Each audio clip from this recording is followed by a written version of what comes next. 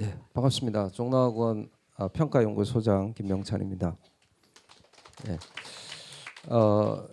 제가 말씀드릴 내용은 이제 오늘 설명의 주제죠. 재수, 삼수, 반수, 성공 전략이 되겠습니다. 내년도는 좀 입시 변화가 있는 해죠, 그죠? 그래서 지금 재수를 생각하는 우리 학생들이 좀 막연한 불안감을 좀 갖고 있는 것 같아요. 그래서 뭐 그렇지만 사실 내용을 정확하게 알고 보면 큰 문제가 되지 않거든요. 그래서 제가 하나씩 좀 조목조목 짚어서 설명을 드리도록 하겠습니다. 제일 먼저 한국사 필수, 그죠? 네, 이게 좀 부담스럽게 생각할 수 있는데요. 지금 이제 한국사가 필수가 되면서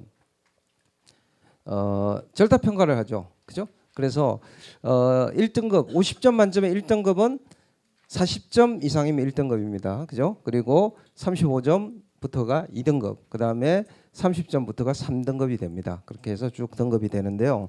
그러면 대학들이 이 한국사를 어떻게 반영하는가, 이게 이제 어느 정도 발표가 돼 있죠, 그죠? 수시에서 보면 수시에서는 최저학력 기준으로 이제 적용을 하는데요.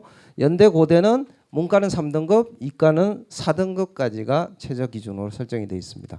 그리고 성균관대, 서강대, 중앙대는 문과, 이과 다 4등급, 그 다음에 경희대는 5등급이 최저 기준입니다.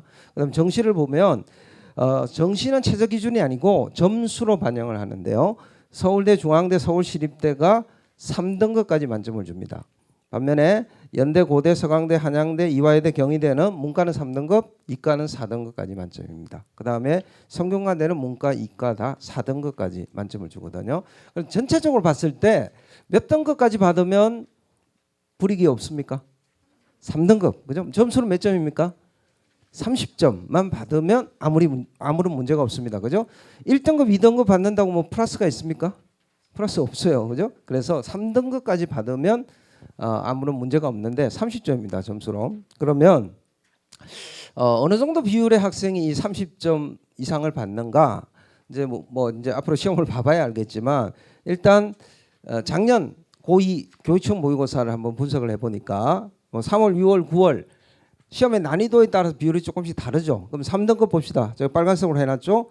3월에는 47.1%가 30점 이상을 받았습니다. 3등급 이상을 받았다는 얘기죠. 그 다음 6월은 34.8%, 그 다음에 9월은 32.5%가 3등급 이상을 충족을 했습니다. 그럼 대략 보니까 30에서 40% 선이 3등급 이상이 된다, 이렇게 보면 될 것 같고요. 그래서 지금 그 3월 달에 교육청 모의고사 있죠, 그죠? 또 종로학원의 모의고사도 있습니다. 그래서 이 시험을 보고 내가 어느 정도 점수가 나오는지, 30점 이상이 나오는지, 어느 정도 점수가 나오는지 우선 보고 앞으로 공부를 어떤 정도로 하면 되겠다, 이렇게 계획을 세우면 될 것 같고요. 이 30점 이상 들어가는 큰 문제 안 됩니다. 그리고 종로학원은 재수 정규반에서 이 정규반 수업에 한국사를 다 편성해 놓고 있습니다. 문과, 이과다. 그래서 학원에서 수업만 잘 따라오면 큰 문제가 되지 않고요. 모의고사를 보면서 내 점수를 좀 체크를 계속 해 보시면 될 것 같습니다. 그다음 두 번째, 국어가 통합이 되죠. 그럼 통합이 됐을 때 뭐가 궁금하시죠? 문과가 유리한가, 이과가 유리한가, 그죠? 그게 좀 궁금할 수 있는데 어느 쪽이 유리할 것 같습니까? 예? 일반적으로 문과가 좀 국어 잘하지 않을까, 이런 생각도 할 수 있는데 저희가 분석을 해보니까 국어가 통합되기 전, 그러니까 분리되기 전입니다. 통합대 시험이 2013학년도 언어 영역으로 문과, 이과 같이 봤습니다. 이때 결과를 보니까 1등급이 보통 4%에서 끊기는데 동점자가 있어서 5.1%에서 끊겼습니다. 1등급이. 근데 문과는 상위 누적 4.5% 안에 들어야 1등급이 되는데 이과는 5.9%까지 1등급에 들어갔습니다. 2등급을 보시면 문과는 상위 11.9% 안에 들어야 2등급이 됐는데 이과는 13.4%까지 2등급 안에 들어갔거든. 이걸 결과를 보면 문과이 유리합니까, 이과가 유리합니까? 이과가 조금 더 유리하다. 적어도 상위권에서는. 밑으로 내려가면 좀 결과가 달라지는데 이게 무슨 의미냐? 왜 그렇습니까? 왜 통합이 돼서 이과가 조금 유리할 수 있을까요? 첫 번째는 적어도 최상위권에서는 이과 학생들이 문과보다 공부를 조금 더 잘한다, 이렇게 볼 수 있고, 문과는 좀 기분 나쁠 수 있지만 실제로 좀 그렇다. 두 번째는 뭐냐면 지금 국어 영역에서 가장 난이도가 높은 영역이 뭐냐? 학생들이 가장 어려워하는 게 뭡니까?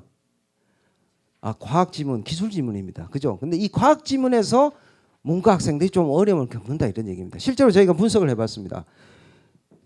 작년 수능이죠. B형, 문과 학생들이 보는 B형을 보니까 오답률이 가장 높은 문항이 어떤 문항입니까? 역시 과학 지문에서 가장 오답률이 높았다는 거예요. 문과 학생들이 이거 어려워한다. 그다음 이과는 좀 다르죠. 이과 국어 A형을 보니까 과학 지문도 뭐 지금 오답률이 한 4위 정도의 문제가 있지만 현대소설, 사회 이런 데서 오히려 오답률이 높게 나왔다. 그리고 AB형으로 분리되기 이전 통합에서 시험을 본 2013학년도 보니까 역시 오답률이 가장 높은 문제, 가장 어려워했던 문제가 과학과 기술 지문이었다는 얘기입니다. 그래서 이 부분에서 문과 학생들이 좀 어려움을 겪는다 이렇게 볼 수 있고, 그러면 통합이 됐을 때 문과 학생들이 결국 좋은 점수, 최상위권 점수를 받으려면 뭘 어떻게 해야 되는 거예요? 과학 기술 지문에 대한 적응력을 높여야 된다는 얘기. 아시겠습니까? 그렇죠? 이것이 굉장히 관건이 될 거다 이렇게 볼 수 있습니다. 그다음 수학 교과 과정 개편입니다. 내년에 달라지는 게 세 가지죠, 그죠? 한국사 필수, 그다음 국어 A형 통합, 마지막 수학 교과 과정 개편입니다. 이것도 좀 부담을 가질 수 있는데요. 내용을 좀 보면 일단 빠지는 부분이 있고 새로 추가되는 부분이 있는데 인문계열 학생들 수학 나형에서 보면 행렬과 그래프와 치수함수, 로그함수가 빠집니다. 대신 뭐가 들어가느냐? 집합과 명제, 함수, 그리고 순열과 조합이 추가가 됩니다. 그 다음에 이과를 보면 이과는 빠지는 부분이 꽤 많습니다. 그래서 범위는 좀 많이 축소가 됐다고 볼 수 있는데 행렬과 그래프가 빠지고 수열, 수열의 극한, 방정식과 부등식, 그리고 1차 변환과 기하와 벡터에서 1차 변환과 행렬이 빠집니다. 대신에 평면곡선, 기하와 벡터에서 평면곡선이 추가됐습니다. 범위가 조금 줄어든 면이 있습니다. 그죠? 그런데 결국 수학에서는 뭐가 문제냐? 수학에서 등급을 가르는 이유가 뭐냐? 결국 수학에서 좀 난이도가 아주 높은 문제가 보통 통상적으로 한 3문제 정도 나옵니다. 그죠? 그래서 이 문제를 어떻게 대응을 하느냐가 결국 수학 성적을 가른다라고 볼 수 있는데, 여기 보시다시피 작년도 수능을 보면 문과에서는 난이도가 가장 높은 문제 3문제를 뽑으면 어디서 나왔냐면 지수함수와 로그함수, 그다음 미분적분에서 나왔습니다. 근데 지수함수, 로그함수는 이제 시험 범위에서 빠지죠. 그러니까 오히려 부담이 좀 줄어든 면이 있어요.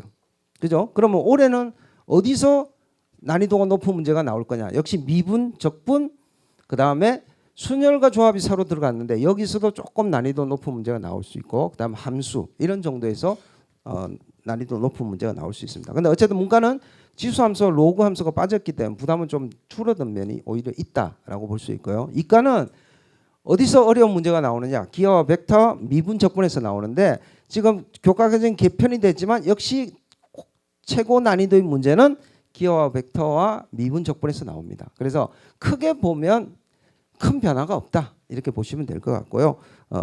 지금 그 새로 추가된 내용 이런 부분에 조금 더 신경을 써서 준비를 하면 되겠다 이렇게 말씀을 드리고요.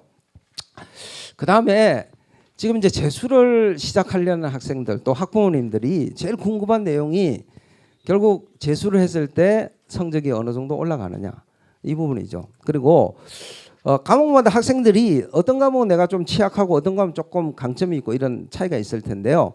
어떤 과목의 성적이 가장 많이 올라가느냐? 제가 문과이과 좀 나눠서 말씀을 드릴 텐데 여기 이제 지금 아마 여기는 주로 대부분 다 문과, 지금 여기 강남 문과이기 때문에, 근데 지금 이게 이제 저희 종로학원 전체에 방송이 되고 있기 때문에 문과이과 다 같이 좀 얘기를 하겠습니다. 그러니까 이 문과를 보면 어떤 과목이 제일 많이 올라갑니까? 예? 문과는 수학이 제일 많이 올라가요. 수학에 이제 좀 약점이 있는 학생들이 많은데 재수를 하면 수학이 제일 많이 올라갑니다. 제일 많이. 그다음 뭐가 올라갑니까? 그다음에 영어가 올라갑니다. 그러니까 2등급에서 보면 재수 이후에 등급이 올라가거나 유지한 비율이 수학이 86.6%입니다. 그러니까 수학이 공부를 하면 올라가는 과목입니다. 그러니까 수학이 좀 취약한 학생들 재수했을 때 오히려 성적이 많이 올라갈 수 있다. 이렇게 생각하시면 되고 3등급, 4등급에서 비슷한 결과가 나옵니다.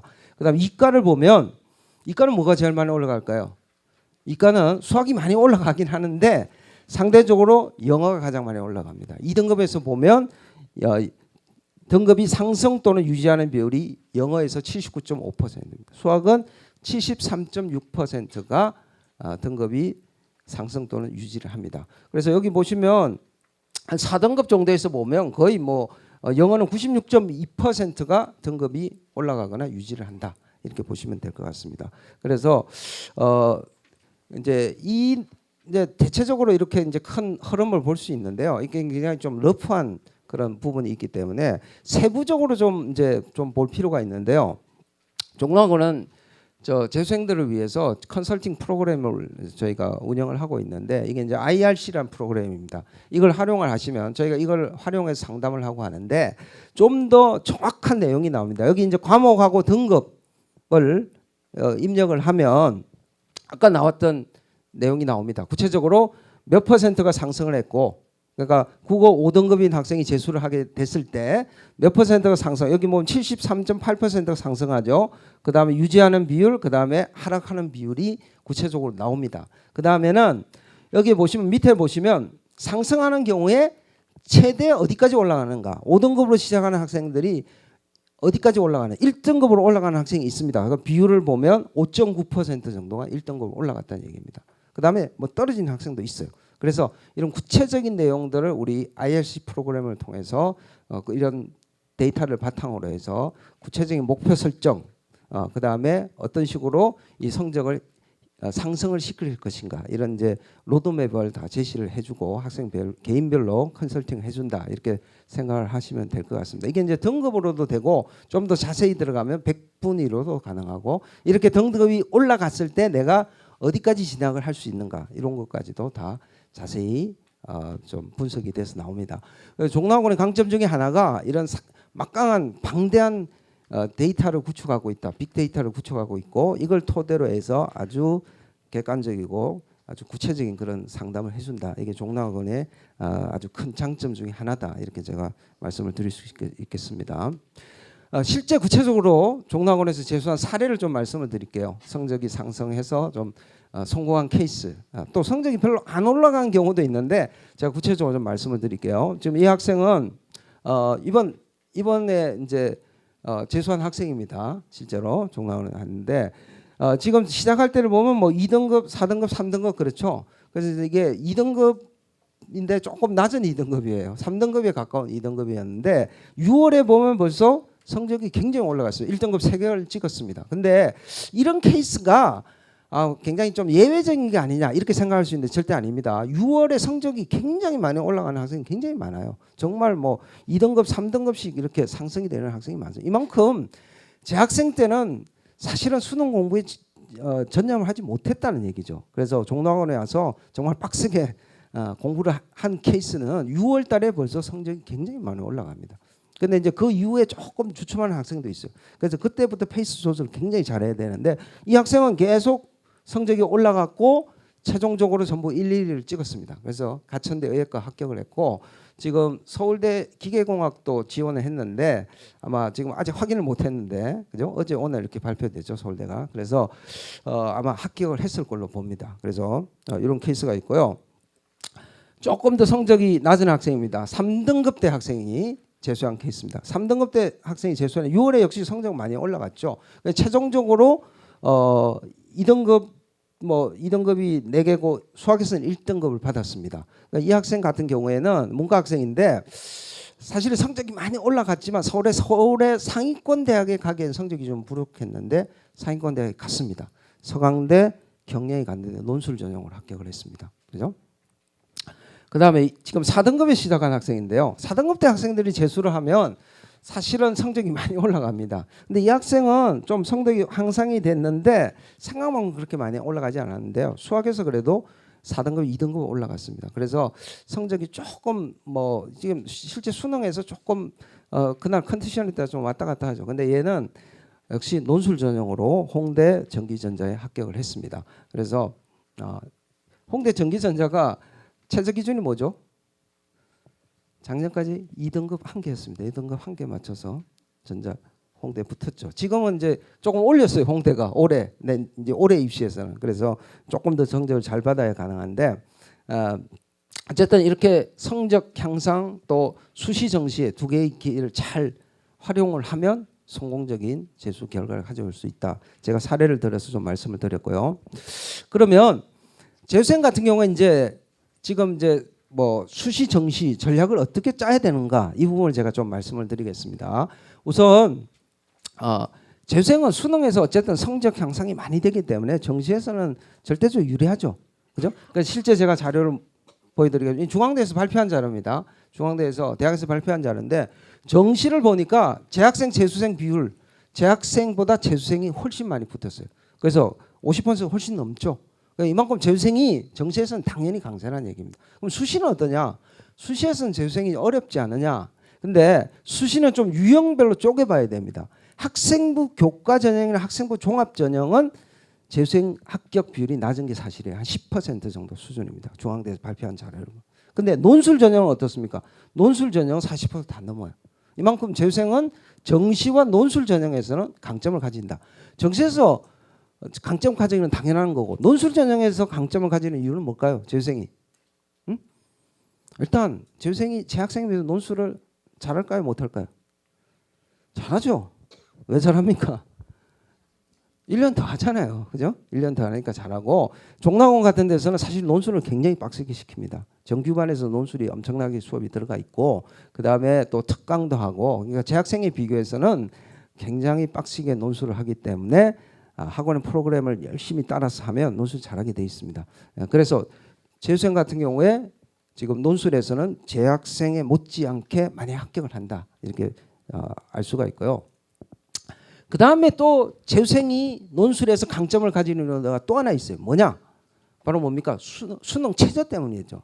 최저에서 걸려서 많이 떨어지잖아요. 그죠? 지금 재수하는 학생 중에서도 최저가 안 돼서 재수하는 학생 꽤 많은데 여기 보시면 최저가 이제 대학마다 기준이 좀 다른데 2개 영역 2등급 기준으로 봅시다. 2개 영역 2등급이 이제 보통 서울의 뭐 중상위권 대학들이 2개 영역 2등급이 많잖아요. 그죠? 그래서 2개 영역 2등급 기준으로 봤을 때 전체로 봤을 때 이걸 충족하는 비율이 재학생은 9.4%인 비에 비해서 재수생은 21.6%가 충족을 합니다. 그래서 최저 기준을 재학생에 비해서 재수생이 물론 당연히 수능 성적이 올라가니까 가능한 거죠.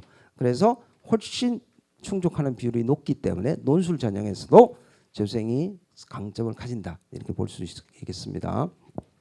그래서 실제로 최저 기준을 충족해서 실제 논술 전형에서 실질 경쟁자가 되는 비율 그러니까 논술 전형의 경쟁률이 외형상 굉장히 높지만 최저 기준을 못 맞추는 학생이 굉장히 많아요. 그래서 실질 경쟁률 비율을 보면 이게 역시 대학에서 발표한 자료들인데 서강대가 한 34% 전체적으로 보면 30% 정도가 최저 기준을 충족하는데 재학생에 비해서 재수생은 최저 기준을 굉장히 충족하는 비율이 높기 때문에 논술 전형에서는 역시 강점을 가진다 이렇게 우리가 말씀을 드릴 수 있겠습니다. 그런데 최저 기준을 충족하는 그 전략에 대해서 좀 말씀을 드릴 텐데요. 사실은 지금은 최저 기준에 탐구가 다 들어가 있습니다. 그죠? 예전에는 탐구가 빠진 경우들이 좀 있어요. 근데 지금은 탐구가 다 들어가 있고 여기 보시다시피 연대, 중대, 경희대, 경북대, 동국대, 숭실대, 인하대는 한 과목 기준입니다. 그러니까 한 과목만 잘하면 두 과목 평균이 아니라 한 과목만 잘하면 최저 기준을 충족하는 것을 봐준다는 얘기예요. 탐구에서 한 과목이 2등급이다. 그러면 탐구 2등급으로 인정을 해준다는 얘기입니다. 이해되시죠? 그래서 재수생들은 탐구를 좀 집중적으로 공부를 해서 최저 기준을 맞추는 전략도 굉장히 좀 효율적인 전략이 될 수 있다. 이 부분 제가 말씀을 드리고요.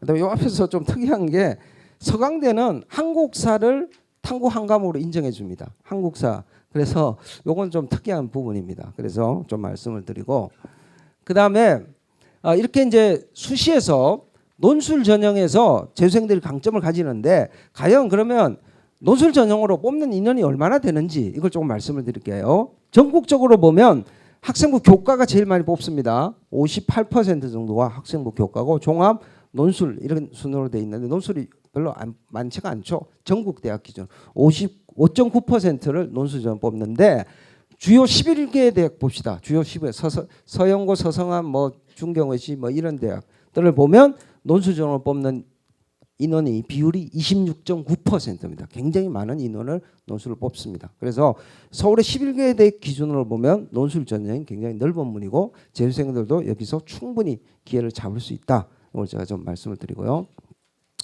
의치하는 의예과 같은 경우에도 역시 한 19.5% 정도를 논술 전형을 뽑는다 이 말씀을 드리고요.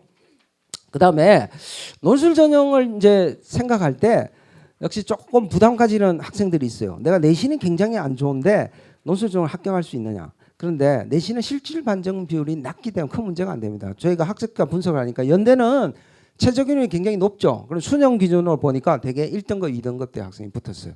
근데 내신은 보니까 4등급까지 연대 논술을 붙었다는. 내신은 큰 지장은 안 된다. 그리고 여기 이제 우리가 전체 데이터가 아니기 때문에 여기 4등급까지밖에 없는데 실제는 5등급도 충분히 합격을 할 수가 있습니다.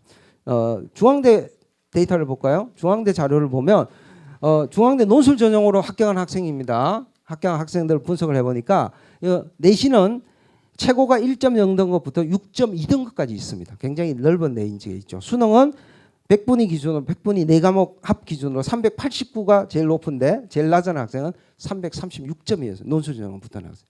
그다음에 자연계 봅시다. 자연계는 최고가 내신은 1.0서부터 6.1까지. 그다음에 수능은 392에서 316점까지 있습니다. 굉장히 레인지가 높죠. 그래서 사실은 논술 전형으로 붙으면 대박 나는 거예요.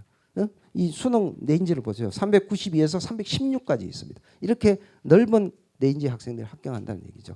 그래서 논술 전형에서는 적어도 내신은 큰 지장이 되지 않는다. 이걸 보시면 될 것 같고. 그다음에 한양대는 수능 최저가 없죠. 그러니까 역시 굉장히 넓은 레인지에 포진해 있습니다. 수능도 1등급부터 5등급까지. 논술도 내신도 1등급부터 5등급까지 상당히 넓은 레인지에 포진해 있다는 걸 알 수가 있고요. 그래서 일단 수능 최저가 있는 경우에 수능 최저를 맞추고 학원에서 우리 논술 프로그램을 착실히 공부를 하면 논술 전형의 기회를 잡을 가능성이 상당히 높다. 저희가 이제 이번에도 종로학원이 서울대, 연대, 고대 수시에 한 211명 정도 붙였는데요. 서울대는 뭐 논술 전형이 없죠. 근데 연대, 고대 합격자들을 보면 대다수가 논술 전형으로 합격을 했습니다. 그렇게 보시면 될 것 같고요. 그 다음에 논술은 이제 학원에서 뒤에 우리 논술 선생님 자세히 프로그램을 설명드릴 겁니다. 그래서 학원에서 프로그램을 잘 따라 해도 무슨 뭐 다른 데 나가서 뭐 학원 다닐 필요 없습니다. 종로학원이 논술에 있어서는 사실은 논술 전문 학원보다 훨씬 강력한 컨텐츠와 강사를 갖고 있습니다. 저희 학원에 종로학원에 논술연구소가 있어서 논술연구소에 소속된 강사만 해도 50명이 넘고 뭐 논술 컨텐츠에 있어서는 뭐 가장 강력한 학원이라고 생각할 수 있기 때문에 이 학원 프로그램을 잘 따라오면 되는데 논술에서 실전 연습이 상당히 중요한데 그래서 종로학원은 1년에 5번 논술 모의고사를 봅니다. 그래서 이 논술 모의고사는 저희가 이번에도 그 수시 논술이 끝났을 때 저희가 바로 그날에 논술 문제를 복원을 해서 저희가 분석해서 방송도 하고 했습니다. 그래서 이런 실제 문제를 저희가 바탕으로 해서 대학별 출제경에 딱 맞춰서 출제를 합니다. 그래서 실전에서 가장 좀 효과를 볼 수 있는 이런 프로그램이다 이렇게 생각하시면 될 것 같고요. 그다음 면접도 마찬가지. 여기 이제 재수생 중에서도 학생부 전형이나 특기자 전형을 준비하는 학생도 있어요. 이 학생에 대해서도 저희가 잘 대비를 시켜주고 있습니다. 그래서 특히 면접이 중요한데 면접도 저희가 문제를 다 복원을 해서 이 문제를 토대로 해서 학생들에게 맞춤형으로 준비를 시켜준다 이렇게 생각하시면 될 것 같고요. 그 다음에 지금 이제 삼수나 반수생 들 대상으로 제가 조금 말씀을 드리겠습니다. 삼수생 같은 경우에는 제일 좀 관심 있는 부분 중에 하나가 뭐냐면 수시에서 삼수생 지원 제한이 있는 거 아니냐 이런 부분입니다. 그래서 지금 보시면 학생부 전형 쪽은 약간 제한이 있는 경우가 있어요. 그래서 여기 보시면 연대 학생부 교과, 고려대 학교정 추천, 서울대 지역균형 같은 경우는 재학생만 됩니다. 재학생부터 안 돼요. 여기만 안 되고 그 다음에 서울시립대 학생부 교과나 이화여대 고교 추천, 고려대 융합인재, 서울시립대 학생부 종합 같은 경우는 재수생까지 됩니다. 3수생부터 안 됩니다. 근데 이런 정도를 제외한 나머지 특히 논술 전형 같은 데를 보면 아무런 제한이 없어요.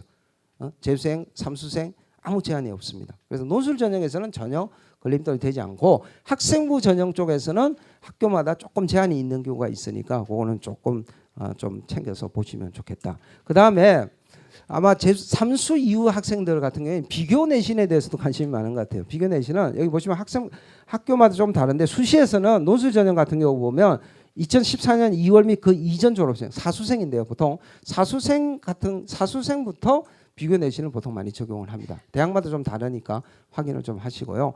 그러니까 비교 내신을 한다는 얘기는 논술 성적을 가지고 그 논술 성적에 준해서 내신 성적을 부여한다 이런 얘기고요.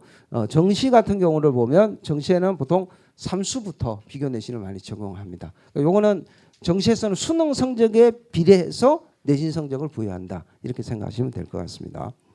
마지막으로 종락학원은 지금 이제 종락학원 학생 선발할 때 무시험 전형이 있고 유시험 전형이 있는데 올해 서류 면접 전형을 신설을 했습니다. 이걸 왜 했냐면 지금 이제 입시가 수시 위주로 많이 바뀌면서 수능 성적도 좀 중요하지만 학생부 내신이나 비교과 우수한 학생 이런 학생들도 저기 뽑아서 잘 대비를 시켜서 좋은 대학에 진학을 시키자 뭐 이런 의도가 있고요. 또 하나는 사실은 재수를 하는 데 있어서 가장 중요한 것이 목표가 분명하고 그 다음에 어떤 학업 의지가 강한 학생들이 성공을 합니다. 그래서 면접을 통해서 이런 학생들을 좀 뽑아서 저희가 잘 가르치다 이런 의도가 있습니다. 그래서 저희가 이제 이 면접 질문을 예시로 해놨는데 여기 보시면 이게 잘 돼 있으면 재수에 성공합니다. 일단 왜 실패했는가 잘 분석을 해야 됩니다. 지금 재수를 생각하는 학생들. 그 다음에는 내가 왜 재수를 해야 되는가? 분명한 목표가 있어야 돼요. 막연하게 이번 시험 못 봤으니까 재수한다. 이건 좀 안 됩니다. 내가 왜 재수를 해야 되는가? 분명한 목표. 그 다음에 앞으로 내가 목표하는 대학이나 학과가 분명히 있어요. 반수하는 경우도 이런 목표가 분명한 경우는 성공을 하는데 그러지 않고 막연하게 그냥 학교 다녀보니까 조금 재미없다. 이런 경우는 실패할 가능성이 높아요. 그러니까 내가 왜 재수를 왜 하는지 분명한 목표가 있어. 그래서 저희는 이 면접 전형할 때는 학생들이 스스로 이걸 다 작성하게 합니다. 그렇게 해서 한번 그렇지 않은 학생도 이거 한번 써보게 하세요. 그래야 이런 목표가 분명히 있어야만 성공할 수 있습니다.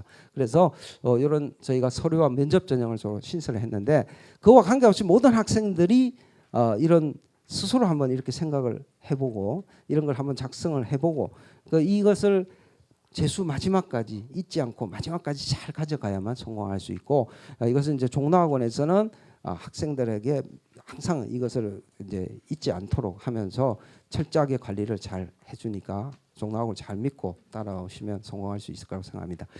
제 얘기는 여기서 마무리하고요. 이어서 이제 학원별로 정말 중요한 우리 학생들을 어떻게 가르치고 어떻게 관리할 것인가 이 얘기가 이제 본격적인 본론이 들어가겠는데요.